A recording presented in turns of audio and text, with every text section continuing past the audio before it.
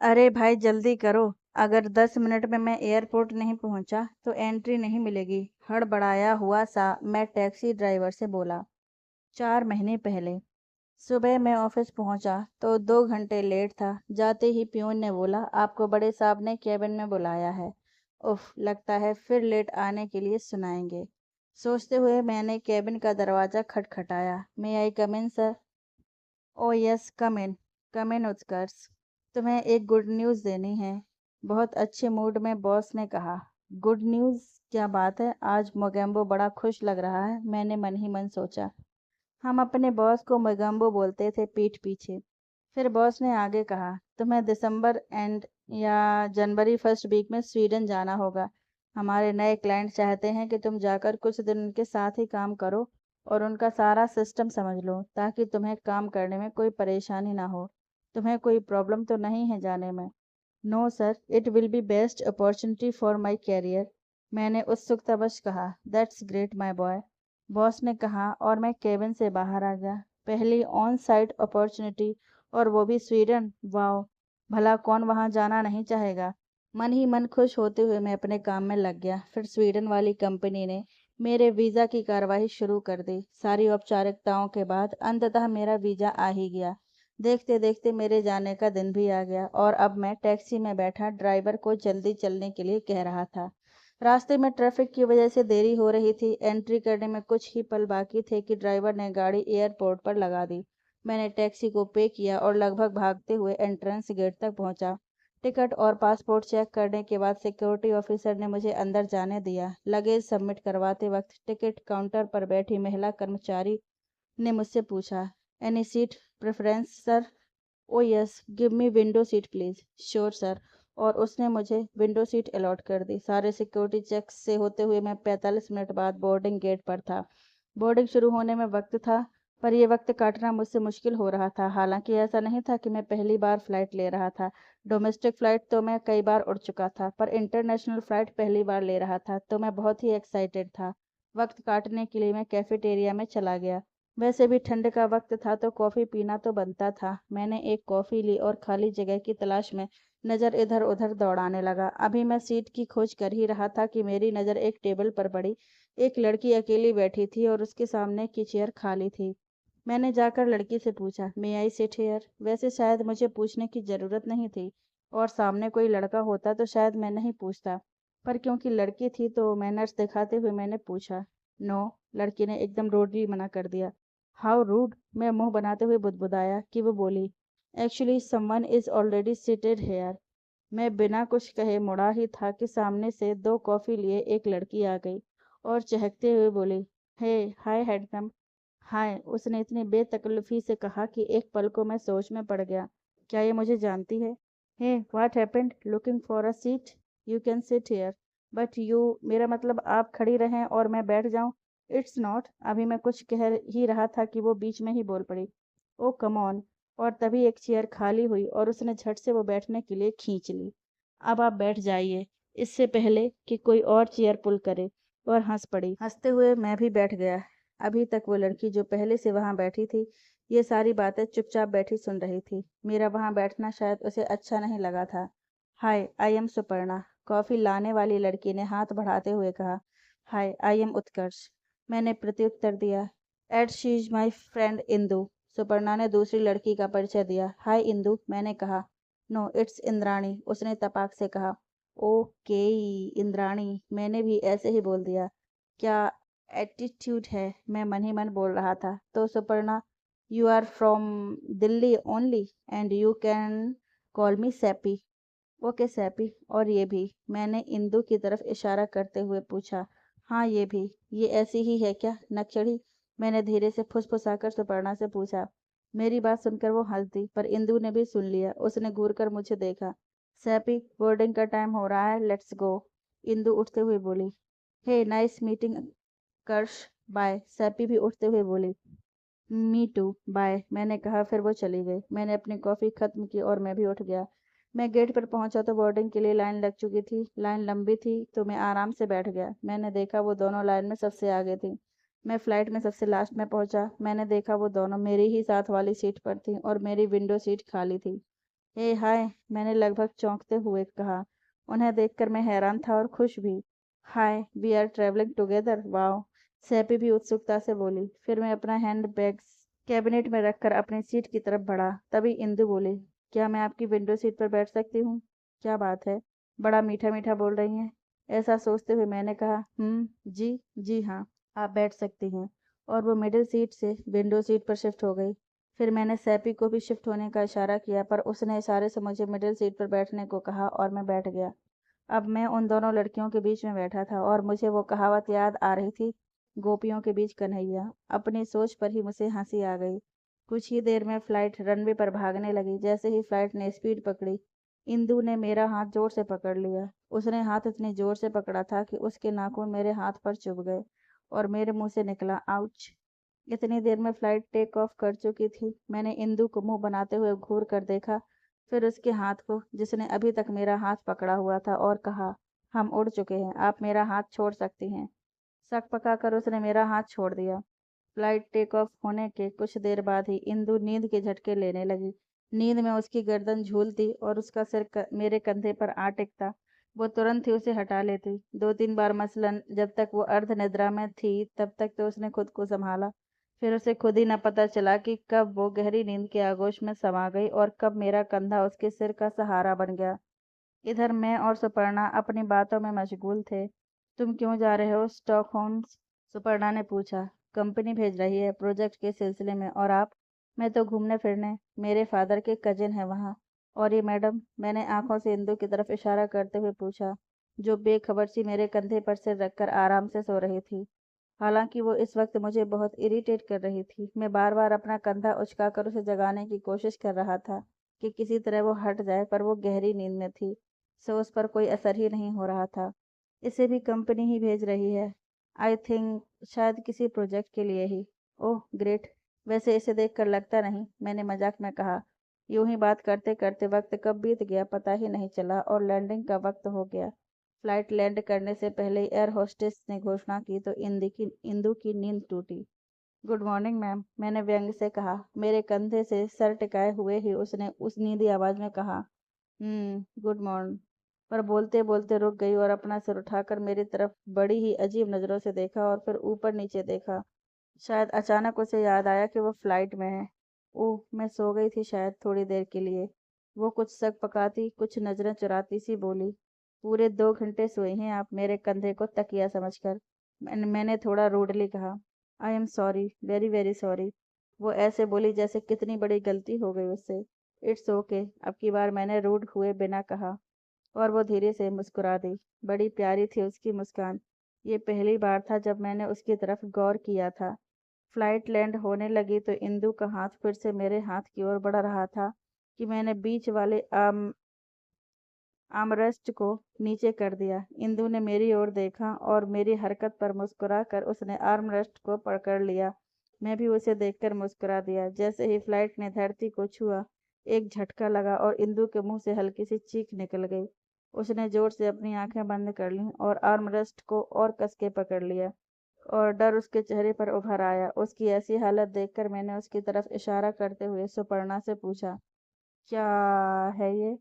अब क्या करें, थोड़ी सी पागल है, सुपर्णा ने हंसते हुए कहा। पूरी पागल है, मैंने पलटकर हंसते हुए कहा। झल्ली कहीं की, मैं बुदबुदाया। पता नहीं क्यों ना चाहते हुए भी नजर उसके चेहरे से हट नहीं रही थी। मन कर रहा था बस वो ऐसे ही रहे और मैं उसे देखता रहूं।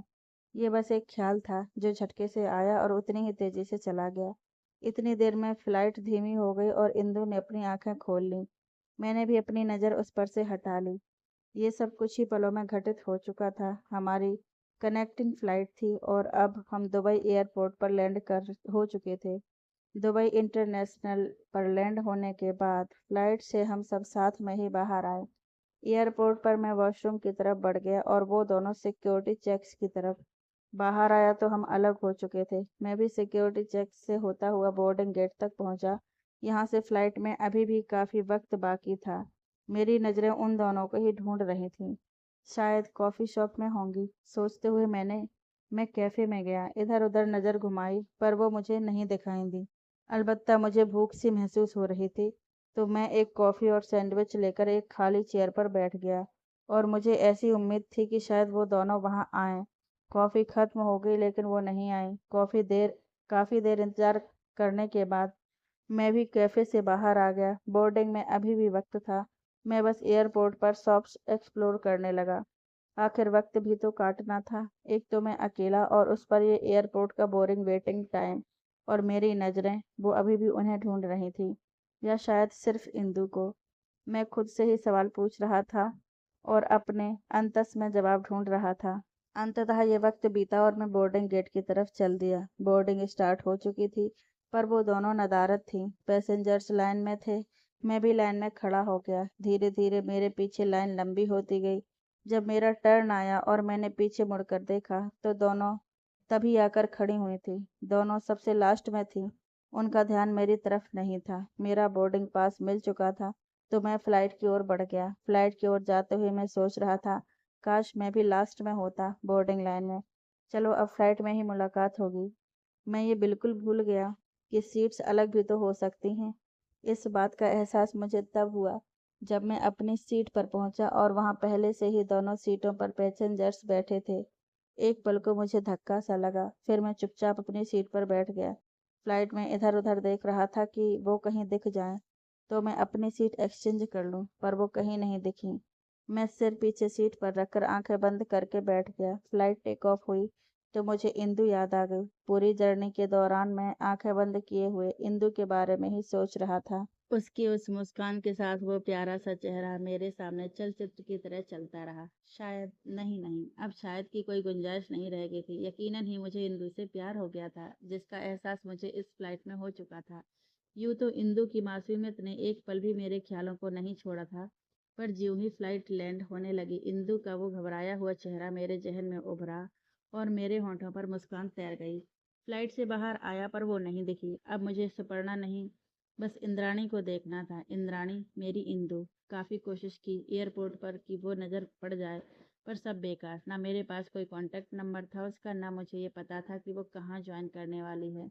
खुद पर बहुत गुस्सा आ रहा था। कम से कम कोई इन्फॉर्मेशन तो लेनी चाहिए थी। इंदु के बारे में मैं कुछ भी नहीं जानता था, सिवाय उसके चेहरे के। स्टॉकहोम्स एयरपोर्ट पर मैं इमिग्रेशन की ओर बढ़ा। देखा तो वहाँ लंबी लंबी लाइंस थी। मैंने चारों ओर नज़र घुमाई कि शायद वो नज़र पड़ जाए, पर इतनी भीड़ थी कि वहाँ मुझे दिखी नहीं। सोचा जल्दी से यहाँ से फ्री होकर बाहर जाता हूँ, शायद बाहर मिल जाए। तकरीबन सवा घंटा लगा इमिग्रेशन में। फिर मैं लगेज लेने कन्वेयर बेल्ट की ओर बढ़ा। थोड़ी देर वेट किया मैंने, पर मुझे मेरा लगेज नहीं दिखा। मैंने वहाँ खड़े एक कर्मचारी से पूछा तो पता चला कि शायद लगेज स्टोर रूम में रख दिया, क्योंकि बहुत देर हो चुकी थी। उसके बताए अनुसार मैं स्टोर रूम की तरफ गया। वहाँ खड़े सिक्योरिटी ऑफिसर की मदद से मुझे मेरे लगेज तो मिल गया, पर इस सारी प्रक्रिया में बहुत वक्त लग गया। उसके मिलने की आखिरी उम्मीद भी खत्म हो चली थी।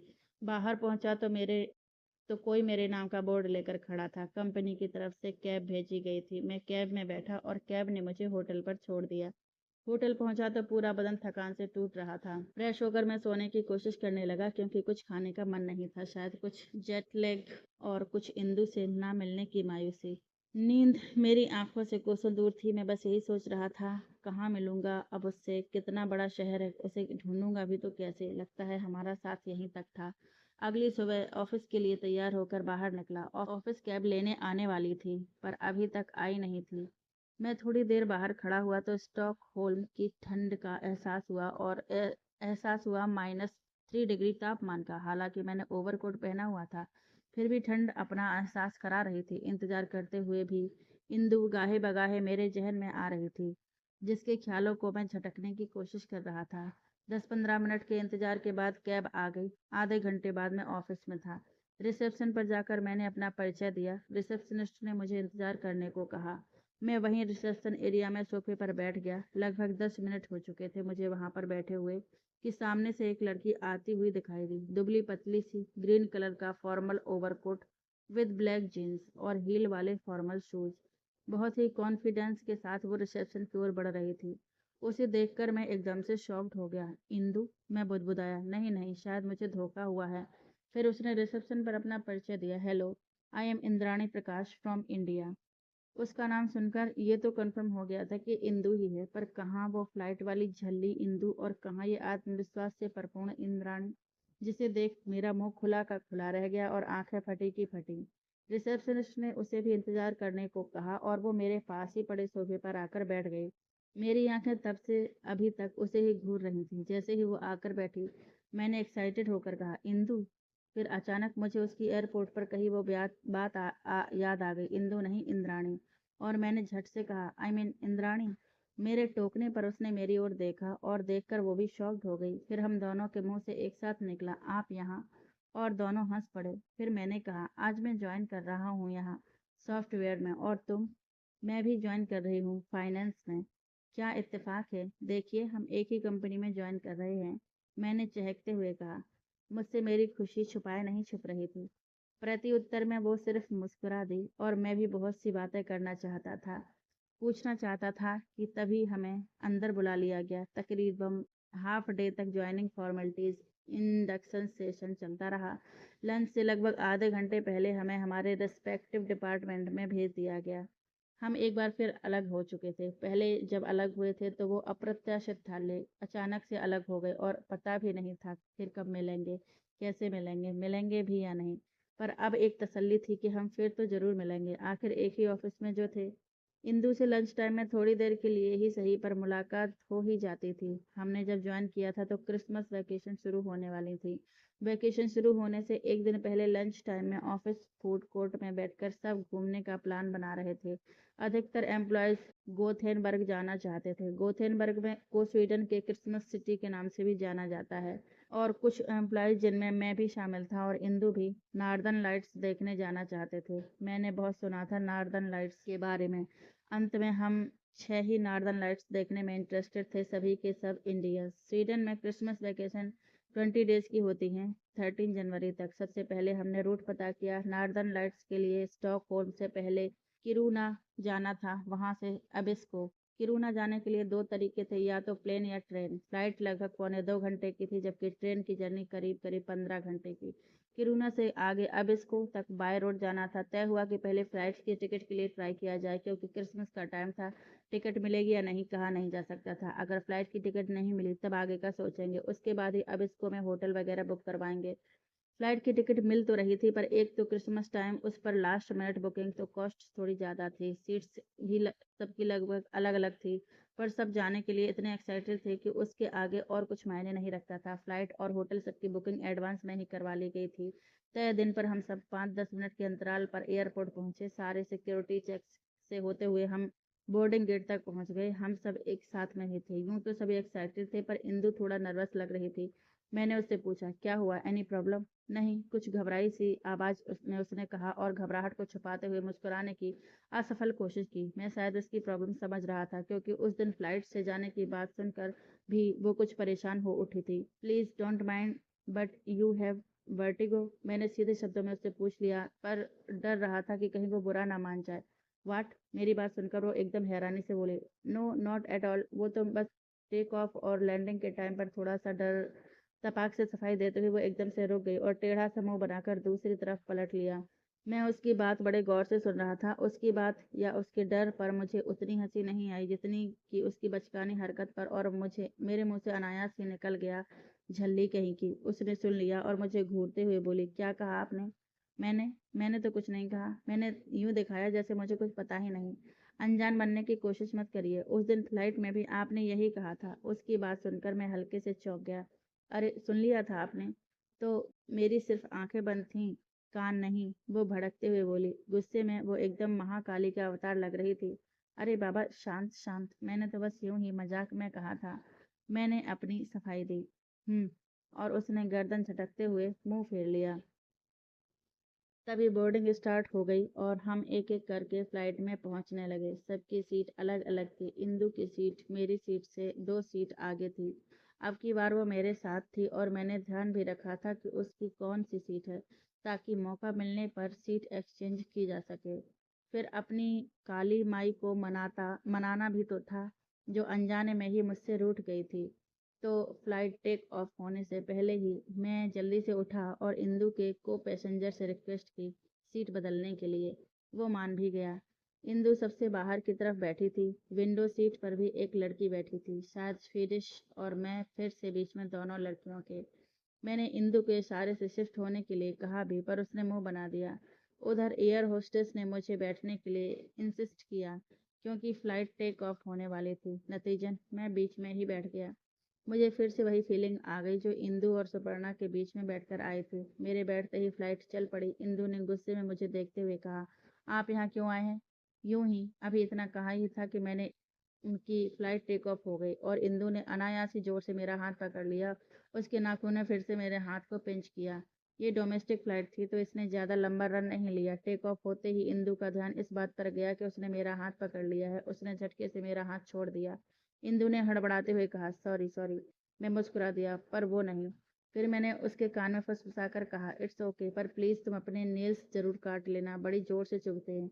ओह, आपको लग गई क्या? उसने कुछ ऐसे पूछा जैसे उसने कितना बड़ा क्राइम किया हो।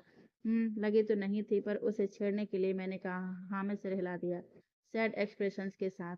ओह, कहाँ लगी, दिखाइए तो। और घबरा कर वो मेरे हाथ को उठाकर देखने लगी। उसकी इस हरकत पर मुझे हंसी आ गई। इसी अदा पर तो मरते हैं हम, सच में झल्ली है। ऐसा मैंने मन में सोचा। प्रत्यक्ष कहता तो इस बार मेरे मुंह से झल्ली सुनकर वो शायद मेरा मर्डर ही कर देती।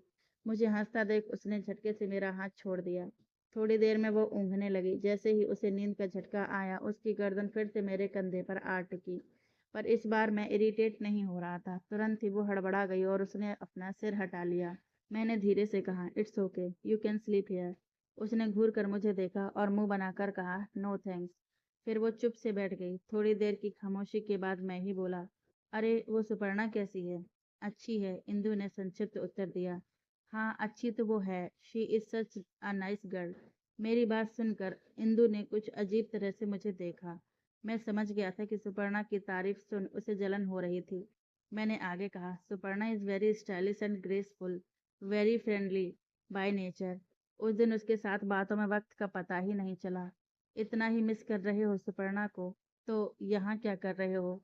उसी के पास जाओ। इंदु चिढ़ते हुए बोली। लगता है किसी को जलन हो रही है। उसे चिढ़ाने में मुझे मजा आ रहा था। मुझे क्यों होगी जलन? पर मैंने तुम्हारा नाम कब लिया? मतलब तो तुम्हारा वही था ना। तुम्हें क्या पता मेरा क्या मतलब था? यूं खट्टी मीठी नोक झोंक के साथ हम आपसे तुम पर आ चुके थे। मुझे सब पता है। गंगा कहाँ बह रही है। क्या? हाँ हाँ हाँ, उसकी बात सुनकर मुझे जोर से हंसी आ गई। कुछ नहीं। और वो क्या, ये घड़ी घड़ी दांत दिखाते रहते हो? वो तुनक कर बोली। और मेरे दांत? तो मेरे दांत है मैडम। मैंने उसे और चिढ़ाया। तो दिखाओ फिर, खूब दिखाओ। आई विश तुम्हारे सारे दांत झड़ जाएं। उसने कुछ अदा से आंखें मटकाते हुए कहा, oh thank you so much आपकी दुआओं के लिए। मैंने उसी की नकल उतारते हुए कहा। तभी फ्लाइट लैंड होने की घोषणा हो गई।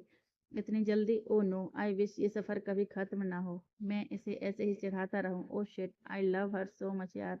मैं मन ही मन सोच रहा था। लैंडिंग की घोषणा सुन इंदु के चेहरे पर डर की लकीरें उभर आईं। मैंने उसकी तरफ अपना हाथ बढ़ाया, पर उसने मुंह बनाकर आर्म रेस्ट को पकड़ लिया। इतनी देर में फ्लाइट ने जैसे ही जमीन को छुआ, इंदु की पकड़ और कस गई। मैंने उसे प्यार से देखा, उसके हाथ पर अपना हाथ रख दिया। उसने मेरी तरफ पलट कर देखा और मैंने आंखों के इशारे से कहा, मैं हूं ना। तब तक फ्लाइट लैंड हो गई और इंदु ने आर्म रेस्ट छोड़ दिया। मैंने भी अपना हाथ हटा लिया। किरुना एयरपोर्ट से बाहर निकलकर हमने टैक्सी हायर की अबिस्को के लिए। रास्ते में हमने टैक्सी ड्राइवर से ही पूछा कि नॉर्दर्न लाइट्स देखने के लिए कैसे जाया जा सकता है। टैक्सी में मैं आगे ड्राइवर के साथ बैठा था और इंदु मेरे एकदम पीछे। वो अपना सिर पीछे सीट पर रखकर आंखें बंद करके बैठी हुई थी। बड़ी नींद आती है इसको, मैंने मन ही मन सोचा। फिर मैंने ही टैक्सी ड्राइवर से पूछा कि नॉर्दर्न लाइट्स देखने का क्या क्या ऑप्शन है। ड्राइवर ने बताया कि बेस्ट व्यू है, हिल व्यू है। अब इसको में अरोरा स्काई स्टेशन है, जो अब इसको टूरिस्ट स्टेशन के पास पहाड़ की चोटी पर स्थित है। पहाड़ की चोटी तक जाने के लिए केबल कार है, पर उसका किराया लगभग 700 स्वीडिश क्रोना है। दूसरा ऑप्शन है लेक व्यू, जहां पैदल या कार से जाया जा सकता है। वहां झील के किनारे भी नॉर्दर्न लाइट्स का बहुत लुभावनी लगती है। उसने आगे बताया, अगर केबल कार से जाना हो तो बुकिंग 1-2 दिन पहले करवानी पड़ती है, जिसमें होटल के फ्रंट डेस्क ऑफिसर हेल्प कर देते हैं। पर अगर मौसम खराब हुआ तो फिर नॉर्दर्न लाइट्स नहीं दिखेंगी। ऐसे में आपको रिफंड में भी नहीं मिलेगा। ड्राइवर की बात सुनकर हम सब ने फैसला किया कि पहले केबल कार से ही ट्राई करते हैं। वैसे भी हमारा 5-6 दिन का प्रोग्राम था, तो उम्मीद यही थी कि हमें अरोरा दिख ही जाएगा। नॉर्दर्न लाइट्स को बोरेलस भी कहा जाता है। लगभग एक सवा घंटे में हम होटल पहुंच गए। बुकिंग तो हमने पहले से ही कराई हुई थी, 4 सिंगल रूम और 1 डबल रूम। इंदु ने पहले ही सिंगल रूम बुक कराया था। हम तीनों लड़के भी सिंगल रूम में थे, बाकी 2 लड़कियों ने एक डबल रूम लिया था। चारों सिंगल रूम एक ही रो में थे, जबकि डबल रूम हमारे जस्ट सामने था। मेरा और इंदु का रूम साथ साथ था। हमारे रूम की बालकनी भी एक दूसरे की तरफ थी, साथ साथ ही थी। मैं अपनी बालकनी में निकला, उधर इंदु। अब इसको मैं 5 घंटे का ही दिन होता है, तो जब तक हम होटल पहुंचे अंधेरा घिर चुका था। आज का मौसम एकदम साफ था, आसमान में तारे खिले थे, पर ठंड भी अपने शबाब पर थी। रात का तापमान वहां अक्सर तेजी से गिरता है। मैं इंदु को देख हल्के से मुस्कुराया, वो भी मुस्कुराई। कितनी ठंड है, तुम यहाँ बालकनी में क्या कर रही हो? तुम भी तो बालकनी में ही हो, उसने कहा। मैं तो बस ऐसे ही। कितना साफ आसमान है, नज़ारा भी खूबसूरत है। तो तुम्हें ये क्यों लगता है कि ये सब देखना बस तुम ही डिजर्व करते हो? नहीं, मेरा मतलब ठंड बहुत है ना, तो मैंने दोनों हाथ रगड़ते हुए कहा। डोंट वरी, नहीं मरूंगी, वो तपाक से बोली। हे पागल हो क्या, बोलने से पहले बिल्कुल नहीं सोचती क्या? आज बोला सो बोला, पर दोबारा दोबारा बोला तो? मैं गुस्से में उस पर चिल्ला पड़ा। मैंने दोनों मुट्ठियां जोर से बंद कर लीं और उसकी तरफ उंगली करते हुए कहा, क्या हुआ? ऐसा मैंने क्या कह दिया? दोनों हाथ हवा में उठाकर कंधे उचकाते हुए उसने पूछा।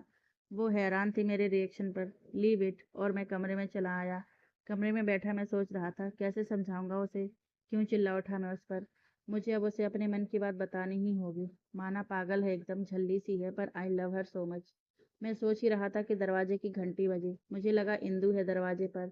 अभी तुम जाओ यहाँ से, मुझे कोई बात नहीं करनी। बिना नजरें उठाए दरवाजा खोलते ही मैंने बोल दिया, अरे भाई क्या हुआ? हम तो तुझे खाने के लिए बुलाने आए थे। सामने मेरे दोस्त खड़े थे। कुछ नहीं, वो बस ऐसे ही।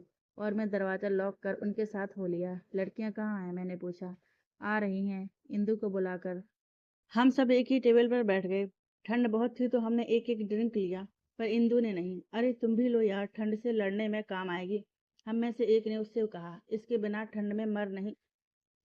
बोलते बोलते अचानक रुक रुक कर उसने मेरी तरफ देखा। मैं उसे ही घूर रहा था। मेरा मतलब है, मुझे उसकी जरूरत नहीं है, बात बदलते हुए उसने कहा। उसकी बात सुनकर मैंने अपनी नज़र उस पर से हटा ली, और उसने भी। पर कनखियों से हम दोनों बार बार एक दूसरे को ही देख रहे थे। मैं ये सोच रहा था कि उसे अपने दिल की बात कैसे कहूँ, और वो शायद ये कि मैंने इस तरह रिएक्ट क्यों किया। डिनर खत्म करते करते हम में से एक ने कहा, चलो फ्रंट डेस्क ऑफिसर के पास चलकर केबल कार की बुकिंग के बारे में पता करते हैं। हाँ तो ठीक है, चलो, मैंने कहा। भाई हम तो बहुत थक गए हैं, नींद भी आ रही है, तुम जाकर पता करो। दोनों लड़कियों का डिनर खत्म हो चुका था और वो कहकर कमरे में चली गई। हम बाकी फ्रेंड्स फ्रंट डेस्क की ओर चल दिए। हमने जाकर ऑफिसर से बात की। ऑफिसर ने हमें बताया कि मौसम खराब होने का और स्नोफॉल का अलर्ट है, इसलिए अभी बुकिंग को होल्ड पर डाल दो, 3-4 दिन बाद बुकिंग करवाना। उसकी बात सुनकर हम थोड़ा मायूस तो हुए, पर फिर सोचा कि अगर मौसम सही रहा तो पहले लेक व्यू ट्राई कर लेंगे। इसके बाद दोनों लड़के नाइट रोमिंग के लिए बाहर चले गए, और मैं और इंदु अपने कमरों की तरफ चल दिए। चलते चलते इंदु की नज़र होटल लॉबी में बनी खिड़की से बाहर पड़ी। वाह, स्नोफॉल! उसकी बात सुनकर मैंने भी बाहर नजर डाली। बाहर रुई की फूहों की तरह धीमे धीमे बर्फ गिर रही थी। चलो ना, बाहर चलते हैं, इंदु ने कहा। नहीं, मुझे नींद आ रही है, मैंने थोड़ा रूडली जवाब दिया। ना जाने क्यों, पर उसकी बालकनी में कही हुई बात को मैं अपने मन से नहीं निकाल पा रहा था। ओके देन, गुड नाइट, और वो बाहर जाने के लिए मुड़ गई। वो लॉबी से होते हुए होटल गेट तक पहुंची ही थी कि मैं भी लपक कर उसके साथ हो लिया। क्या बात है, तुम्हें तो नींद आ रही थी? उसने तंज कसा। हाँ, पर अब नहीं आ रही। मेरी टोन वैसी ही थी। फिर हम चुपचाप चलने लगे। बर्फ हमारे कपड़ों पर गिर कर फिसल रही थी। हमने गर्म ओवरकोट पहने थे, बावजूद इसके ठंड की सिरहन अपना एहसास करा रही थी। कुछ पलों की खामोशी के बाद इंदु ने कहा, बहुत ठंड है तो वापस चलें? नहीं, मेरा वो मतलब नहीं था। एक्चुअली ये स्नोफॉल, ये ठंड, आई रियली लव दिस। बोलते हुए वो बिल्कुल छोटी बच्ची लग रही थी। वो अपने दोनों हाथ पैर फैलाकर अपना चेहरा ऊपर करके उस गिरती हुई बर्फ को महसूस करने लगी। उसकी आंखें बंद थीं। उसके चेहरे पर ज्यों ही बर्फ पड़ती वो सिहर जाती और धीरे से अपनी गर्दन झटक देती। वो चहक रही थी और मैं उसे निहार रहा था। मेरा जी चाह रहा था कि उसे बाहों में लेकर अपने सीने से लगा लूं, और मैंने महसूस किया कि ये सही वक्त है उससे अपने मन की बात कहने का। इंदु, बिना मेरी ओर देखे उसने कहा। उसकी आंखें अभी भी बंद थीं और चेहरा ऊपर ही था। मुझे कुछ कहना है तुमसे। उसने आंखें खोलकर मेरी तरफ देखा। इंदु, वो मुझे कहना था कि आइसक्रीम। मेरी बात काटते हुए वो चिल्लाई। क्या? मुझे उसकी बात समझ नहीं आई। वो देखो, आइसक्रीम मुझे खानी है, तुम खाओगे?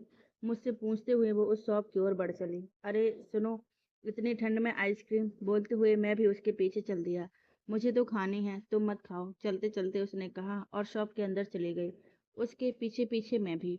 Give me a strawberry corn please, उसने सामने खड़े वेंडर से कहा। फिर मुझसे पूछा, एंड योर चॉइस? वेनिला, मैंने कहा। कॉर्न लेने के बाद मैं पे करने लगा तो उसने टोका, तुम क्यों पे कर रहे हो, मैं करती हूँ। नो इट्स ओके, ट्रीट समझ लो, ट्रीट, बोलकर उसने मुंह बनाया और फिर कहा, ओके नो प्रॉब्लम, तुम खिलाओ या मैं, मतलब तो आइसक्रीम से है। कौन लेकर हम बाहर आ गए। Let's back to hotel now, मैंने उससे कहा। ओके फाइन, हम चलते चलते आइसक्रीम खाने लगे। इंदु, मुझे कुछ कहना है तुमसे, मैंने अपनी बात फिर से कहनी चाहिए। बाद में, लेट मी एंजॉय दिस, वरना तुम बोलते रहोगे और मैं चाहकर भी तुम्हारी बात पर ध्यान नहीं दे पाऊंगी। Winters and ice cream, mild favourite. इस वक्त उसका पूरा ध्यान आइसक्रीम पर था। उसको यूं तल्लीनता से आइसक्रीम खाते देख मैं चुप हो गया। कुछ देर में मैं होटल आ गया। हमारी आइसक्रीम भी खत्म हो चुकी थी। होटल की लॉबी से होते हुए हम अपने फ्लोर पर आ गए। चलते चलते मैंने फिर से बात छेड़ी, इंदु, मुझे कुछ बात करनी है तुमसे। अरे हाँ, बाहर भी तुम कुछ कह रहे थे, कहो क्या कह रहे थे तुम। इस बार इंदु बड़े ध्यान से सुन रही थी। आई लव यू, मैंने बिना वक्त गवाए कह दिया। क्या? वो चौंकी, जो शायद स्वाभाविक भी था। हाँ Indu, miss Indrani Prakash, I love you, कहते हुए मैंने उसकी तरफ कदम बढ़ाए। वो पीछे हट गई। Are you joking? No, I am serious, मैंने जोर देकर कहा। Serious, mister Utkarsh? हमें मिले महीना भी नहीं हुआ एंड यू आर सीरियस? मुश्किल से 2-4 बार बात की होगी, तो मुझे नहीं जानते और मैं तुम्हें नहीं जानती, और सीधा आई लव यू। तुम्हारा कहना सही है, पर अभी कभी कभी प्यार करने के लिए जानना जरूरी नहीं होता, बगैर जाने भी प्यार हो जाता है, मैंने अपनी बात दृढ़ता से कही। आपके लिए नहीं होगा पर मेरे लिए तो है। मैं आपको नहीं जानती, इसलिए आइंदा मुझसे दूर रहिए, उसने गुस्से में बोला। उसकी आंखें भीग आई थीं। कहकर वो सीधा अपने कमरे में घुस गई और गुस्से में जोर से दरवाजा बंद कर लिया। इंदु, मेरी बात तो सुनो इंदु, मैं बोलता रह गया और तब तक वो दरवाजा बंद कर चुकी थी। मैं ठगा सा खड़ा देखता रह गया। इंदु के यूं मेरे मुंह पर दरवाजा बंद कर देने से मुझे भी थोड़ा गुस्सा आ गया। मैं भी अपने कमरे में घुसा और दरवाजा पटक दिया। सामने टेबल पर पड़ी बोतल उठाकर मैं एक ही सांस में पूरी बोतल पानी पी गया। पानी पीकर मैंने लंबी लंबी सांसें ली और बाथरूम में चला गया। चेंज कर मैं बेड पर पसर गया और सोने की नाकाम कोशिश करने लगा, पर नींद नदारद थी। कानों में इंदु की आवाज़ गूंज रही थी। मैं सोच रहा था इंदु का इनकार शायद जायज़ था। अभी हम जानते ही कितना थे एक दूसरे को, पर उसका कहने का तरीका और फिर आंखों में आंसू, कहीं इनकार की कोई और वजह तो नहीं। मन कर रहा था अभी जाकर इंदु से खुलकर बात करूं, पर रात बहुत हो चुकी थी। लेटे लेटे जब बेचैनी बढ़ने लगी तो मैं कमरे में इधर उधर टहलने लगा। टहलते हुए बालकनी में पहुंचा तो ठंड ने हाड़ कपा दिए।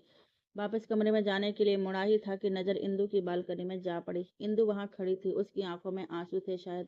जैसे ही उसका ध्यान मेरी ओर गया, उसकी निरीह आंखें मेरी ओर आंखों से टकरा गईं, पर 2 पल के बाद ही वो मुंह फेरकर अंदर चली गई। उसकी आंखें देखकर मुझे ऐसे लगा जैसे कि उनमें कितना दर्द है, कि जैसे वो कुछ कहना चाहती है मुझसे। अब मुझसे रहा ना गया, मैंने बिना वक्त गंवाए उसके कमरे की घंटी बजा दी। तुम यहाँ क्यों आए हो इस वक्त? जाओ यहाँ से, दरवाज़ा बंद करने की कोशिश करते हुए उसने कहा। पर मैं ज़बरदस्ती से धक्का देते हुए अंदर घुस गया। मैं जानता था कि ये सही नहीं था, फिर भी क्या कोई विकल्प था मेरे पास? तुम इस तरह अंदर क्यों चले आए? मैं कहती हूँ चले जाओ यहाँ से अभी के अभी, घबराते हुए उसने अटकते अटकते कहा।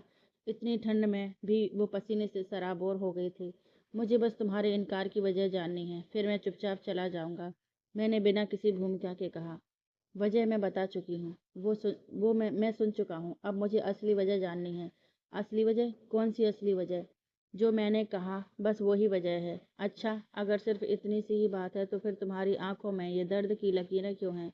मेरा सवाल सुनकर उसने मुंह फेर लिया और कहा, अच्छा तरीका है वजह पूछने का, पहले जोर जबरदस्ती से किसी के कमरे में घुस आओ और फिर तुम ये उम्मीद करते हो कि कोई तुमसे प्यार करे। कहते कहते उसकी आवाज़ भर्रा गई। देखो इंदु, मेरा यकीन करो, मेरा तरीका गलत हो सकता है पर मेरी नीयत नहीं, मैंने पीछे से उसके कंधे पर हाथ रखते हुए कहा, पर उसने मेरा हाथ झटक दिया। यकीन हरकतें नहीं है तुम्हारी यकीन करने लायक, एक बार आजमा के तो देखो। आजमा के? व्यंग्यात्मक हंसी हंसते हुए।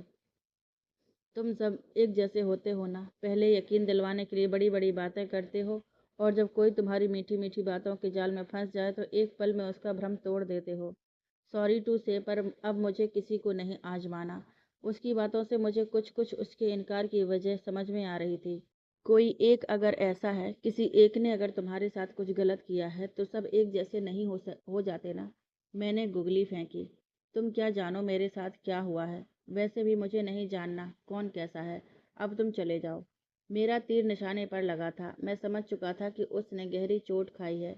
ठीक है, प्यार न सही, हम दोस्त तो बन सकते हैं। एक दोस्त के नाते तुम मुझसे अपने दर्द कह सकती हो। वैसे भी कहते हैं ना, बांटने से दर्द कम होता है। मैंने बहुत ही सॉफ्टली कहा। देखो, अभी तुम चले जाओ। अभी मुझे कुछ नहीं बताना। I need some time.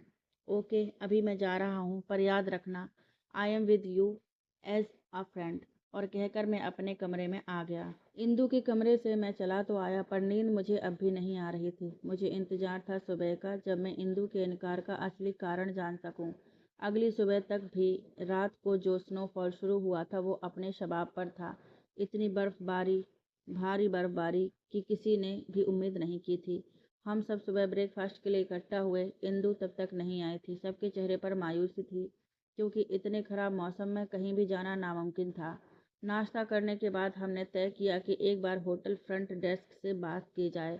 अगर वो हमें कैब प्रोवाइड करा दें तो आसपास के लोकल स्पॉट्स देखे जा सकते हैं। पर उन्होंने बताया कि इतनी भयंकर बर्फबारी में रास्ते बंद हो जाते हैं, इसलिए कहीं भी निकला नहीं जा सकता। उन्होंने ये भी कहा कि कस्टमर्स की सुविधा के लिए होटल के टॉप फ्लोर पर उनके एंटरटेनमेंट का पूरा इंतजाम है, जैसे rolling ball, cricket, 3D simulator, gym वगैरह वगैरह। जब तक बर्फबारी नहीं रुक जाती तब तक हम लोग वहाँ पर रिलैक्स कर सकते हैं। इंदु अभी तक नदारद थी। अरे, इंदु कहाँ है? उसे भी तो बुला लें। उसने तो नाश्ता भी नहीं किया, सान्या ने कहा। उत्कर्ष, प्लीज तुम देखो ना इंदु को। चल सान्या, हम बॉल रोल करते हैं, रक्षिता बोलते हुए उसका हाथ खींचकर ले गई। दोनों लड़के पहले ही जा चुके थे। मुझे लिफ्ट से हमारे फ्लोर पर छोड़ते हुए दोनों लड़कियां भी टॉप फ्लोर पर चली गईं। लिफ्ट से निकलकर मैंने इंदु के कमरे की डोर बेल बजाई। उसने झट से दरवाज़ा खोल दिया। तुम? मुझे देखकर कुछ हैरानी भरी प्रतिक्रिया थी उसकी। हाँ, मैं। क्यों, किसी और को एक्सेप्ट कर रही थी क्या? मैंने अंदर जाते हुए बोला। हाँ न, वो मैं कुछ कुछ बोलते हुए उसने दरवाज़ा बंद कर दिया। बताओ क्यों आए हो? मैं तुम्हें बुलाने आया था। सब टॉप फ्लोर पर गए हैं और तुमने नाश्ता भी नहीं किया, तो चलो पहले। अभी मैं बोल ही रहा था कि फिर से डोरबेल बजी। इंदु ने दरवाज़ा खोला तो उसका नाश्ता आया था। लड़का ट्रे रखकर चला गया। तुमने नाश्ता कमरे में मंगवाया, पर क्यों? कहीं तुम मुझे अवॉइड तो नहीं कर रही? मेरे जहन में अचानक से ये प्रश्न आ गया। अब तुम समझ ही गए हो तो प्लीज जाओ, इंदु ने सपाट लफ्जों में कहा। जब तक मुझे मेरे सवालों के जवाब नहीं मिल जाते तब तक मैं नहीं जाऊंगा। क्या जानना चाहते हो? क्यों मुझे परेशान कर रहे हो? छोड़ दो मेरा पीछा। वो लगभग रुआंसी सी हो चुकी थी। पर क्यों? क्या कमी है मुझ में, या फिर ऐसा और क्या कारण है कि तुम मुझे अपनाना नहीं चाहती? मेरी जिंदगी इतनी सरल नहीं है जितनी दिखती है। तुम में कोई कमी नहीं है, कमी मुझ में है, इसलिए मैं तुम्हें नहीं अपना सकती। तुम में ऐसी क्या कमी है? प्लीज मुझसे कुछ मत पूछो उत्कर्ष, आई बेग यू। अब तक आंसू उसके गालों पर लुढ़क आए थे। नहीं इंदु, तुम्हें मुझे बताना ही होगा, मैंने उसका चेहरा अपने हाथों में लेते हुए कहा। तुम समझते क्यों नहीं? उसने खुद को मेरी पकड़ से छुड़ाते हुए कहा। उसकी आवाज़ में गुस्सा था। नहीं, मुझे नहीं समझना, मैंने भी थोड़ी ऊंची आवाज़ में कहा। तो सुनो, किसी और से प्यार करती हूँ मैं, अपनी जान से ज़्यादा। उसकी बात सुनकर मैं शॉक्ड हो गया और वहीं बेड पर धम्म से बैठ गया। 2 मिनट बाद मैंने खुद को संभाला और कहा, आई एम सॉरी इंदु, मुझे नहीं पता था कि तुम्हारी ज़िंदगी में कोई और है। तो कौन है वो? कहाँ रहता है? इंडिया में। खुद को संभालने की मेरी कोशिश नाकाम हो रही थी और मैं हड़बड़ाहट में पता नहीं क्या क्या पूछ बैठा था। वो मेरी ज़िंदगी में नहीं है अब, इंदु ने कहा। मतलब? उसकी बातें अब मेरी समझ से बाहर हो रही थी। मतलब ये कि वो मेरी ज़िंदगी में नहीं है। उसने छोड़ दिया मुझे बीच मझधार में। धोखा दिया उसने मुझे, पर फिर भी वो मेरे दिल में है। प्यार करती हूँ मैं उससे, उसकी बेवफाई से। वो एक सांस में बोल गई और फूट फूट कर रो पड़ी। मैंने उसे रो लेने दिया। क्या मिला तुम्हें उत्कर्ष? मेरे जख्मों को कुरेद कर सुबकते हुए कुछ देर बाद उसने कहा। मैंने उसकी ओर पानी का गिलास बढ़ा दिया। पानी पीने के बाद मैंने उसका हाथ थामा और उसे बेड पर बैठाते हुए कहा, मुझे खुलकर बताओ इंदु, सारी बात है। फिर इंदु ने कहना शुरू किया। उसका नाम रक्षित है। मास्टर्स में मेरे साथ मेरी क्लास में बैठता था। पहली नज़र के प्यार जैसी कोई बात नहीं थी हमारे बीच। कॉलेज में पहले दिन कुछ दिन साथ बैठे, कभी कभी नोट्स भी एक्सचेंज कर लेते थे। फिर हम अक्सर साथ बैठने लगे। पहला सेमेस्टर पूरा होते होते हम दोनों ने ही ये महसूस किया कि हम एक दूसरे को चाहने लगे हैं। एक दिन लेक्चर चल रहा था, वो इकोनॉमिक्स की क्लास थी। थोड़ी बोरिंग थी वो लेक्चर, तो हम लास्ट बेंच पर बैठे थे। क्लास में बीच में ही उसने मुझसे कहा, Indrani, I love you. I feel the same. मुझे तो जैसे इसी पल का इंतजार था। उसने मेरा हाथ पकड़ा और सीधे धीरे से चूम लिया। उसकी उंगलियों की छुअन कुछ ऐसी थी कि मेरा तन मन पुलकित हो उठा। बस पर क्या था, दिन रंगीले और रातें रूहानी हो उठी। प्यार के वादे, कस्में, साथ जीने मरने की आरज़ू, आंखों में हसीन सपने, कभी साथ घूमने जाते तो कभी मूवी। वो मेरे सारे नाज़े उठाता। उसके साथ होती तो हमेशा खिलखिलाती रहती मैं। उसने कभी मेरी आंखों में आंसू नहीं आने दिए। हमारे रिश्ते में अक्सर मैं ही रूठती और वो प्यार से मुझे मनाता। इंदु बोलते बोलते चुप हो गई। क्या हुआ, मैंने पूछा। आई हैव हेडेक कहकर वो अपने बैग में मेडिसिन ढूंढने लगी।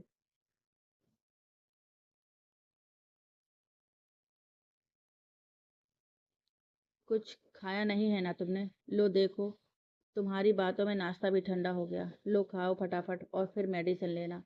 इंदु नाश्ता करने लगी और थोड़ी देर के लिए बातों का सिलसिला थम गया। मैं कमरे में इधर उधर चहलकदमी करते हुए इंदु के नाश्ता कर लेने का इंतजार करने लगा। नाश्ता कर लेने के बाद इंदु ने आगे बताना शुरू किया। मैं ऐसा महसूस करने लगी थी कि जैसे मैं इस सारे जहां की महारानी हूँ। खुद से भी ज्यादा भरोसा करने लगी थी उस पर। फिर वो लम्हा आया जब प्यार में हमने दुनिया जहान की सारी रस्मों को तोड़ दिया। सच पूछो तो उस पर मुझे इतना विश्वास था कि उस वक्त मुझे अपने किए पर जरा भी पछतावा नहीं हुआ था, और ना ही किसी का कोई डर था। लगता था कि मेरा हम सफर साथ है मेरे। पर कितनी गलत थी मैं। जल्द ही रक्षित ने मुझे इस बात का एहसास करवा दिया। अगले कुछ ही दिनों में मुझे पता चला कि जो हमने किया उसका परिणाम मेरे सामने आ चुका था। मैं इस खबर से खुश थी। जब मैंने ये बात रक्षित को बताई तो वो बहुत ही खुश हुआ। वो तुरंत मुझसे शादी करने के लिए तैयार हो गया। उसने कहा जल्द ही वो अपने मम्मी पापा से बात करके इनको साथ लेकर मेरे घर आएगा। धीरे धीरे वक्त बीतने लगा पर रक्षित नहीं आया। मैं जब भी उसे टोकती वो किसी न किसी बहाने से टाल देता। आजकल आजकल में 2.5 महीने गुजर गए। तभी इंदु के कमरे की घंटी बजी। कमरे की घंटी बजने पर इंदु ने दरवाज़ा खोला। होटल बॉय प्लेट्स लेने आया था। उसके जाने के बाद इंदु ने फिर कहना शुरू किया। उस दिन शुक्रवार था। मैं कॉलेज पहुंची तो रक्षित मालविका के साथ बैठा था। उन दोनों के बारे में गॉसिपिंग तो होती थी पर मैंने कभी उस पर ध्यान नहीं दिया था। मुझे देख रक्षित मेरे पास आ गया। तुम उसके साथ क्यों बैठे थे? वो बस ऐसे ही कुछ पूछ रही थी। अच्छा छोड़ो उसे, तुम मेरे घर कब आओगे? तुम तो जानते हो कुछ ही वक्त में ये बात सबको पता चल जाएगी। अब ज्यादा दिन में छुपा नहीं पाऊंगी। अरे तो छुपाना क्यों है, मैं जल्दी ही आता हूँ ना। पर कब? आज क्या है, फ्राइडे ना। मैं संडे शाम को आता हूँ अपने मम्मी पापा को लेकर। सच? तो मैं अपने घर पर बता दूँ ना कि तुम आने वाले हो? हाँ बिल्कुल बता दो, और देखो अच्छे से खातिरदारी करना, आखिर हम लड़के वाले हैं। उसने हंसते हुए कहा तो मैं भी हंस पड़ी। चलते चलते भी उसने मुझसे वादा किया कि वो आएगा। संडे को हम सब उसका इंतजार करते रहे पर वो नहीं आया। मैंने बार बार उसे फ़ोन लगाया पर उसने नहीं उठाया। अगली सुबह गुस्से से भरी हुई मैं कॉलेज पहुंची। जब क्लास गई तो देखा कि वो मालविका के पास बैठा था। मुझे लगा था कि वो मेरे पास आकर अपनी सफाई देगा और आकर अपने किए की माफ़ी मांगेगा। पर मुझे देखकर वो टस से मस न हुआ। मैंने सोचा कि मैं ही जाकर उससे बात करूं। लेकिन तभी मैम क्लास में आ गई। क्लास शुरू हो चुकी थी। मैं गुस्से से उसे घूर रही थी पर उसका ध्यान बस मालविका पर था। क्लास खत्म होते ही मैं उसकी तरफ बढ़ी। रक्षित, तुमने मुझसे मुझे तुमसे कुछ बात करनी है। चल, कहो। यहाँ नहीं, मेरे साथ चलो। जो कहना है यहीं कहो। उसकी बात सुनकर मेरा गुस्सा और बढ़ गया। तुम कल आए क्यों नहीं मेरे घर? वो क्या है ना कि कल मेरी मालविका के साथ सगाई थी। ये सुनकर मेरी आंखें छलछला आईं। पर पर तुमने मेरे साथ ऐसा क्यों किया? बड़ी मुश्किल से मैं बोल पाई। तुम? हाँ हाँ हाँ, तुम जैसी तो हजारों घूमती हैं आगे पीछे। तो क्या सबसे शादी कर लूं? माई गर्ल इज मालविका कहकर उसने मेरे सामने ही मालविका का हाथ चूम लिया। लेकिन ये, मैंने इशारे में ही उसे कहना चाहा। डोंट वरी, मैं एक गायनेकोलॉजिस्ट को जानता हूँ जो मिनटों में तुम्हारी इस मुसीबत से पीछा छुड़ा देगी। उसने फुसफुसाकर मेरे कान में कहा और बेशर्मों की तरह हंसने लगा। इससे ज्यादा बेइज्जती मैं बर्दाश्त नहीं कर पाई और खून का सा घूंट पीकर वहां से चली गई। मेरे कानों में उसकी हंसी गूंजे जा रही थी और पिघले शीशे से चुभ रही थी। क्लास के बाहर निकलकर सीढ़ियां उतरते हुए मैं खुद को संभाल नहीं पाई और मेरा पैर फिसल गया। इसके साथ ही मैंने सब कुछ खो दिया। मेरे फ्रेंड्स ने मुझे हॉस्पिटल पहुंचाया। वहां हॉस्पिटल में बेड पर लेटे हुए भी मेरी आंखें उसी का रास्ता तक रही थीं, पर वो नहीं आया और मेरी आखिरी उम्मीद भी टूट गई। उसके बाद मैं सिर्फ फाइनल एग्जाम के लिए ही कॉलेज गई। दिखता था वो मालविका के साथ, पर मुझे इग्नोर कर देता था। बस जैसे तैसे ही मैंने एग्जाम दिए। बाद में सुना था कि उसकी और मालविका की शादी हो गई। 2 साल हो गए इन बातों को। सच पूछो तो उत्कर्ष, मैं उससे भागकर ही यहाँ आई हूँ। मेरे मम्मी पापा को तो आज तक इस हादसे के बारे में नहीं पता। वो सिर्फ इतना ही जानते हैं कि रक्षित से मेरा दिल तोड़ा। आगे क्या हुआ उन्हें कुछ भी नहीं पता। इसके साथ ही कमरे में खामोशी पसर गई। 5 मिनट तक तो मुझे समझ ही नहीं आया कि मैं क्या कहूँ। उसके साथ जो हुआ उसके लिए उसे सांत्वना दूं या फिर जिस बेबाकी और ईमानदारी से उसने अपने रिश्ते को मेरे सामने खोल कर रख दिया था, उसके लिए उसकी तारीफ करूं। जो भी हो, पर एक बात तो तय थी कि उसके बारे में जानने के बाद भी मुझे उससे प्यार था। वो शायद मेरे कुछ बोलने का इंतजार कर रही थी और मैं अपने ही ख्यालों में खोया हुआ था। इतनी देर में हमारे फ्रेंड्स हमें ढूंढते हुए वहां आ गए। अरे उत्कर्ष, तुम इंदु को ढूंढने आए और खुद खो गए। देखो मौसम खुल गया है, चलो कहीं निकलते हैं, साइट सीन करते हैं, सान्या ने कहा। हाँ हाँ चलो, कहते हुए मैं खड़ा हो गया। सब लोग आगे निकल गए और मैंने इंदु के पास जाकर धीरे से कहा, आई स्टिल लव यू। पागल हो क्या? इंदु ने चौंकते हुए कहा। उसे शायद मुझसे ऐसी उम्मीद नहीं थी। अब तुम जो भी समझो और तुम भी समझो, प्यार से पहले आता है भरोसा, और अब मैं वो किसी और पर नहीं कर पाऊंगी। तुमने क्या सबको एक जैसा समझ लिया है? तुम हाँ तो करो, बहुत जल्द भरोसा भी कर लोगी। अरे तुम लोग चलो भी, क्या हो गया है? सान्या ने वापस आते हुए कहा। हाँ हाँ चलो, मैं उसके साथ हो लिया। चलते चलते मैंने पीछे मुड़कर देखा। इंदु अभी भी अपनी जगह पर जड़वत खड़ी मुझे घूर रही थी। मैंने मुस्कुराकर उसकी तरफ आंख मारी और बाहर निकल गया। जाकर हमने फ्रंट डेस्क से बात की। उन्होंने हमें कैब प्रोवाइड करा दी और हम साइट सीन के लिए निकल गए। सब बर्फ में मस्ती कर रहे थे, एक दूसरे पर बर्फ के गोले बनाकर फेंक रहे थे, पर इंदु कुछ गुमसुम सी हो गई थी। वहां पर डॉग स्लेड भी थी। उन पर बैठकर बर्फ में घूमने निकल गए। मैं इंदु के पास रुक गया। तुम्हारा सिर दर्द कैसा है अब? मैंने इंदु से पूछा। तुम दूर रहो मुझसे। अरे मैं तो बस तुम्हारी तबीयत पूछ रहा था। पर क्यों? देखो जी, मुझे बेचारी मत समझना। उसके बर्ताव में अचानक बदलाव आ गया। छी मुई सी, फिर से काली माई बन गई वो। हा हा हा। अरे मैं क्यों समझूंगा तुम्हें बेचारी, पर अब तुम अपनी सूरत लटका कर रखोगी तो किसी को भी सिंपैथी हो जाएगी। कोई जरूरत नहीं है सिंपैथी दिखाने की। मैं तो तुम्हारे लिए रुका और तुम उल्टा मुझसे ही उलझ रही हो। मैंने नहीं कहा रुकने के लिए। पर मेरी मर्जी, मैं तो रुकूंगा। तो मैं ही चली जाती हूँ। और वो जाकर डॉग स्लेड पर बैठ गई। मैं भी उसके पीछे हो लिया और उसकी ही स्लेड पर बैठ गया, क्योंकि वो 2 सीटर थी और स्लेड वाले लड़के ने उसे अकेले ले जाने से मना कर दिया। मेरे बैठने के बाद वो उतरना चाहती थी, पर तब तक स्लेड आगे बढ़ चुकी थी। जैसे ही स्लेड ने गति पकड़ी, इंदु और मैंने हैंडल्स जोर से पकड़ लिए। तुमने कभी पहले ऐसी राइडिंग की है? मैंने लगभग चिल्लाते हुए पूछा। नहीं, उसने भी चिल्लाकर कहा। मैंने भी नहीं। तभी स्लेड ढलान पर आ गई और उसकी स्पीड और बढ़ गई। अब हम दोनों ने चिल्लाना शुरू कर दिया। अगर हाथ छूटता तो पता नहीं हम गिरकर कहाँ पहुंच जाते। बस हम लुढ़कते जा रहे थे और एक दूसरे के ऊपर गिर रहे थे। जब स्लेड रुकी, हम पूरी तरह अस्त व्यस्त हो चुके थे। स्लेड राइड का अनुभव बहुत ही अनोखा था और रिस्की भी, पर मजा खूब आया। गिरते पड़ते हम अपनी टीम के पास पहुंच ही गए। अंधेरा होने को था। हम सब वापस होटल आ गए। चूंकि मौसम साफ था तो हमने अभी ऑरोरा नॉर्दर्न लाइट्स देखने का प्लान बना लिया। केबल कार की टिकट तो इतनी जल्दी मिलने वाली नहीं थी, तो हमने लेक व्यू का ही प्लान बना लिया। होटल ने हमें वहां तक जाने के लिए कैब और गाइड दोनों प्रोवाइड करा दिए। उन्होंने हमें कुछ इंस्ट्रक्शन भी दिए कि हम एक्स्ट्रा गर्म कपड़े पहन लें, हाथों में मिटन्स और ग्लव्स भी, क्योंकि रात का टेम्परेचर तेजी से गिरता है और ठंड बहुत बढ़ जाती है। सारी तैयारी करने के बाद हम सब निकल पड़े ऑरोरा देखने। लगभग पौने घंटे बाद हम लेक के पास थे। 9 बज चुके थे जब हम वहां पहुंचे। आज का ऑरोरा टाइम लगभग 10 से 1 बजे का था। गाइड के कहे अनुसार हमने अपने कैमरा वगैरह सब सेट कर दिए। हम सबके पास कैमरास थे, तो हमने उन्हें अलग अलग एंगल्स पर सेट किया। आसमान एकदम क्लियर था, तारे जगमगा रहे थे।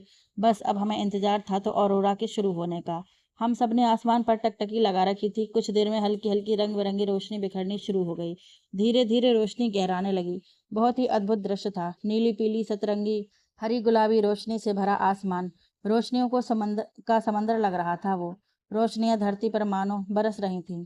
क्या होती है नॉर्दर्न लाइट और क्यों सब इन्हें दूर दूर से देखने आते हैं, ये बात इन रोशनियों को देखकर समझ आ रही थी। हमने भी जैसे ही उस रोशनी की छटा देखी, हम सबके मुंह खुले के खुले रह गए। क्या अनोखी छटा थी प्रकृति की। इतनी सारी झिलमिलाती रोशनी और इंदु का साथ, मैं बहुत ही प्रफुल्लित महसूस कर रहा था। कैसा लग रहा है? इंदु जो मेरे पास ही खड़ी थी से मैंने पूछा। बहुत ही अच्छा, मैंने पहले कभी ऐसा मनोरम दृश्य नहीं देखा। इंदु बस बोले जा रही थी, वो पूरी तरह से औरोरा में डूबी हुई थी।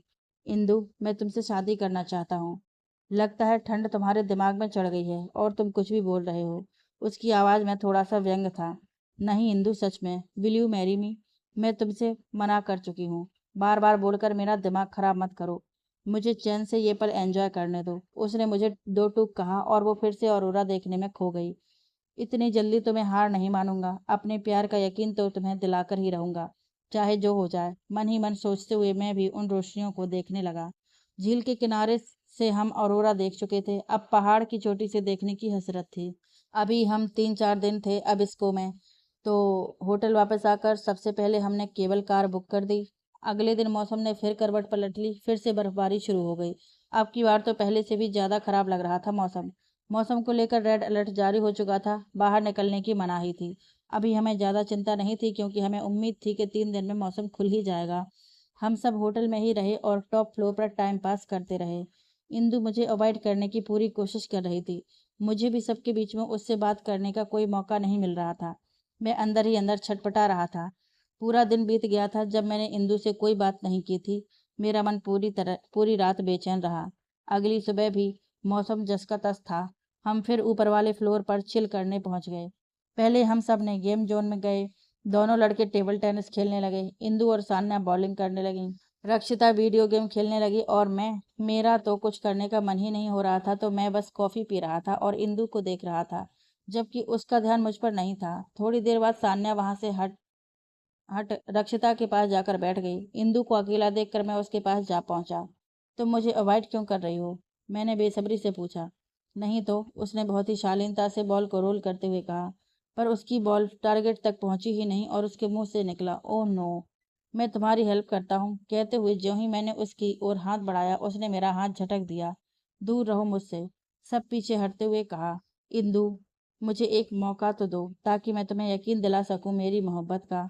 अच्छा ठीक है, शादी करनी है ना तुम्हें मुझसे? अभी इसी वक्त करोगे?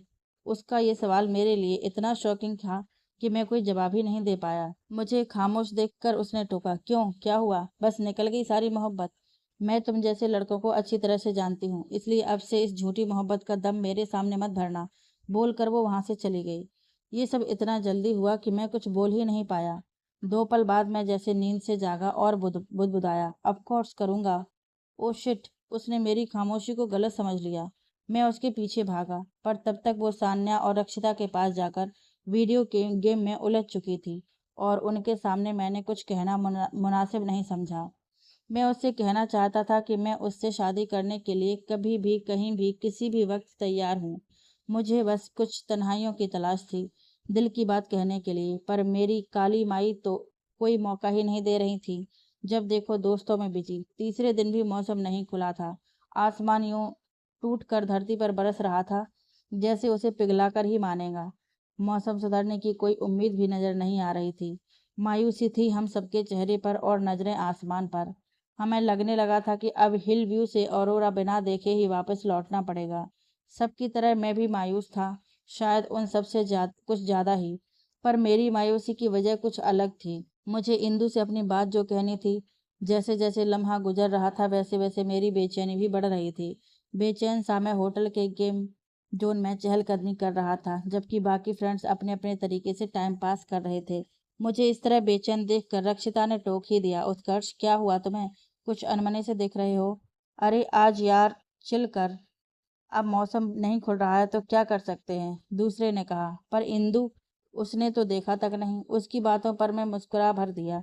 लगभग 5 बजे मौसम ने करवट पलटी, बर्फबारी काफी कम हो गई। हम सबकी उम्मीदें फिर से जाग गईं। 8 बजने तक बादल भी छूट गए और तारे खिल उठे। वैसे तो सभी एक्साइटेड थे, पर मैं कुछ ज्यादा ही उतावला हो रहा था। मुझे ऐसी उम्मीद लग रही थी कि मुझे अब इंदु से बात करने का मौका मिल ही जाएगा। उतावलेपन में मुझसे कुछ खाया भी नहीं गया। 9 बजे के आसपास हम सब निकल गए औरोरा स्काई स्टेशन के लिए। वहां जाकर नीचे ही हमें स्पेशल बॉडी वार्मर सूट्स पहनने के लिए दिए गए। वहां जाकर हमें एक और सरप्राइज मिला जो असल में किसी शौक से कम नहीं था। हम सब ने सोचा था कि केबल कार क्लोज्ड होगी, पर वो ओपन चेयर कार थी जिसमें एक चेयर कार में 2 ही जन बैठ सकते थे। इसलिए हमें स्पेशल छूट दिए गए थे। एक एक कर हम कार में बैठने लगे। मैं भगवान से मन ही मन दुआ मांग रहा था कि मेरे साथ इंदु ही बैठे, और भगवान ने मेरी सुन भी ली। अपने ग्रुप में हम दोनों ही लास्ट में थे और हम साथ में ही बैठे एक ही चेयर कार में। फिर कार ने आगे बढ़ना शुरू किया। जैसे ही कार चली हल्का सा झटका लगा और इंदु ने कसकर हैंडल पकड़ लिया। 30 डिग्री तापमान में रात का समय अपने आप में एक रोमांच का एहसास करा रहा था। ठंड भी लग रही थी, ना चाहते हुए भी दांत किटकिट कर रहे थे। इतना सुनसान रास्ता कि डर कर भाग जाए, और इतनी खामोशी कि सन्नाटे की आवाज भी सुनाई दे रही थी। जैसे ही हम थोड़ा आगे पहुंचे मैंने दांत किटकिटाते हुए ही इंदु से कहा, मैं तुमसे शादी करना चाहता हूँ, तुम कहो तो अभी इसी वक्त। और तभी झटके से कार रुक गई। क्या आप बेसिर पैर की बातें कर रहे हो? लगता है कार को भी तुम्हारी बात पसंद नहीं आई है, इसलिए रुक गई। इंदु ने उम्मीद से ज्यादा शांत शब्दों में कहा। इतनी शांति की उम्मीद नहीं थी मुझे अपनी काली माई से। शायद ये ठंड की शांति थी। इंदु ने अपनी बात खत्म की ही थी कि कार फिर से चल पड़ी। पर कार को तुम्हारी बात पसंद आई है, देखो फिर से चल पड़ी। तो बताओ कब करनी है शादी? मेरी बात का उसने कोई उत्तर नहीं दिया। कुछ पल जवाब का इंतजार करने के बाद मैंने फिर टोका, मैं तुमसे कह रहा हूँ, बताओ कब करोगी शादी? क्या शादी शादी कर रहे हो? इंदु एकदम चिल्ला पड़ी मुझ पर, और केवल कार फिर से रुक गई। अरे अरे, नाराज क्यों हो रही हो? देखो कार भी तुमसे डरकर रुक गई। हाँ। इंदु ने मुंह बना दिया। देखो इंदु, उस दिन जब तुमने होटल के गेम जोन में मुझसे पूछा था तो मैं एकदम जवाब नहीं दे पाया, और उसके बाद तुमने मौका ही नहीं दिया। बस तब से तुम्हारे सवाल का जवाब मन ही मन रट रहा हूँ। तुम जब चाहो, जहाँ चाहो, जैसे चाहो, मैं तुमसे शादी करने को तैयार हूँ। इससे पहले इंदु कुछ कहती हमारी कार चल पड़ी। देखो अब की बार कार को मेरी बात पसंद आ गई है। तभी कार जोर जोर से झटके लेने लगी और फिर जस की तस रुक गई। हमें समझ नहीं आया कि हुआ क्या। 5 मिनट हुए, 10 मिनट हुए, 15 मिनट हुए, पर कार नहीं चली। हम समझ गए कि कोई टेक्निकल फॉल्ट था और पता नहीं था कि ये कब तक चलेगी। 20 मिनट का तो रास्ता था और अब हम 20 मिनट से यहीं लटके हुए थे। इंदु का तो मारे घबराहट के बुरा हाल था। घबरा तो मैं भी रहा था, पर इंदु के सामने दिखाना नहीं चाहता था। क्या सिचुएशन है ना, आधी रात को हम हवा में लटके हैं साथ साथ।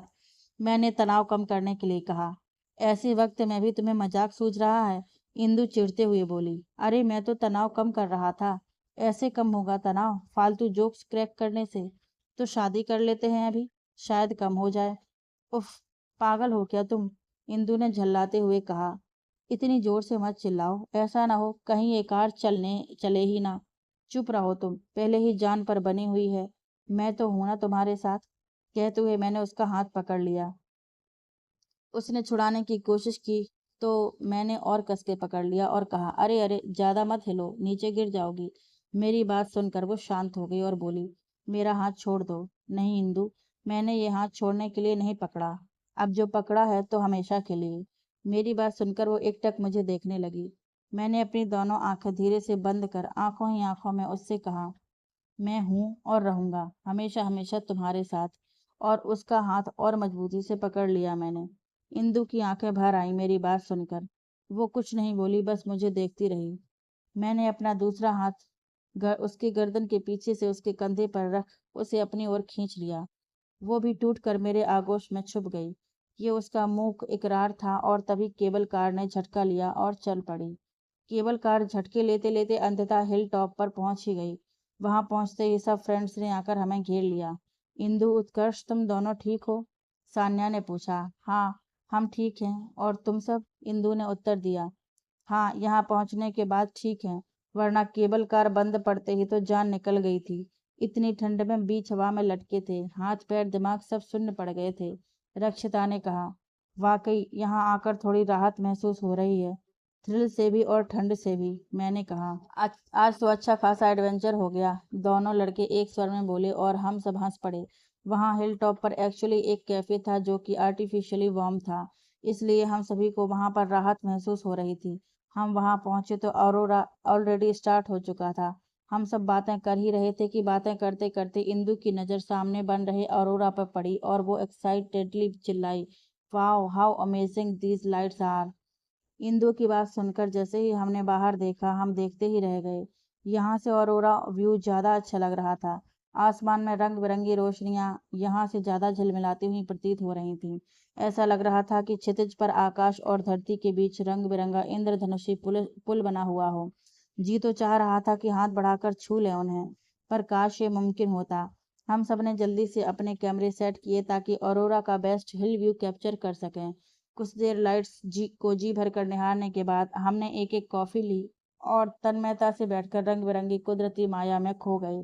मैं और इंदु साथ साथ एक बेंच पर बैठ गए। तो बताओ क्या ख्याल है? कॉफी सिप करते हुए मैंने पूछा। क्या ख्याल है मतलब? उसने कुछ चौंकते हुए मुस्कुराते हुए कहा। अरे वही, मैंने उसे छेड़ा। वही क्या? थोड़ा सा झल्लाने लगी वो। अरे बताता हूँ। अब तक मेरी कॉफी खत्म हो चुकी थी, पर उसकी बाकी थी। पहले कॉफी खत्म कर लो। मेरी बात सुनकर उसने जल्दी से कॉफी खत्म कर दी और बोली, अब बताओ। ओहो, क्या बेसब्री है। मैंने उसे फिर छेड़ा। उत्कर्ष, देखो जल्दी से बता दो, नहीं तो मैं अपना इरादा बदल दूंगी। उसने चुटकी ली। अरे बाबा, ऐसा गजब मत करना, वरना मेरा क्या होगा। फिर मैं अपनी जगह से उठा और उसके सामने नीचे बैठ गया और अपना हाथ आगे बढ़ाते हुए मैंने उससे पूछा, मिस इंदु इंद्राणी प्रकाश, इन रंग बिरंगी रोशनियों को साक्षी बनाकर आज मैं तुमसे पूछता हूँ, विल यू मैरी मी? मेरी बात सुनकर इंदु शर्मा कर इधर उधर देखने लगी और फुसफुसाई, क्या कर रहे हो? सब देख रहे हैं। अब तक हम सबके आकर्षण का केंद्र बन चुके थे। मिस इंदु, जो प्यार करते हैं वो किसी से नहीं डरते। तो अब तुम्हारे जवाब की बारी है। सब फ्रेंड्स चीयर करने लगे, इंदु इंदु इंदु। दो पल सोचकर हंसते घबराते इंदु ने कहा, यस आई विल। सब चिल्लाने लगे और इंदु और मैं एक दूसरे के आगोश में समा गए। क्या खूबसूरत समा था। इंदु मेरे साथ थी, मेरे पास थी, मेरी बाहों में, और दूर क्षितिज पर बिखरी रंग बिरंगी रोशनियां हमारे प्यार की गवाह बनी थी। एक बजते बजते ऑरोरा स्काई स्टेशन बंद हो गया और हम केबल कार से वापस उतर आए। होटल आते आते 2:30 बज गया था। सब बुरी तरह थक चुके थे तो अपने अपने कमरों में जाते ही निढाल हो गए। पर आज मैं इतना खुश था कि मेरी नींद ही उड़ गई थी। अगले दिन शाम की हमारी किरूना से फ्लाइट थी। होटल से हमने सुबह ही चेकआउट कर दिया और बाई रोड किरूना पहुंचे। किरूना से स्कॉटहोल्म की फ्लाइट में मैं और इंदु साथ में बैठे थे। वैसे वो रक्षिता की सीट थी, पर मेरे बिना बोले ही उसने एक्सचेंज कर ली और मंद मंद मुस्कुराते हुए वहां से उठकर मेरी सीट पर चली गई। जैसे ही फ्लाइट चली मैंने हंसते हुए इंदु की तरफ अपना हाथ बढ़ाया। उसने भी हंसते हुए उस हाँ, मेरा हाथ थाम उसका हाथ मेरे हाथ में रख दिया और फ्लाइट टेक ऑफ होते ही मेरा हाथ जोर से पकड़ लिया। प्रत्युत्तर में मैंने भी उसका हाथ जोर से पकड़ लिया। उसने मेरी ओर देखा और मेरे कंधे पर अपना सिर रख दिया और फ्लाइट हमें लेकर उड़ चली बादलों के पार।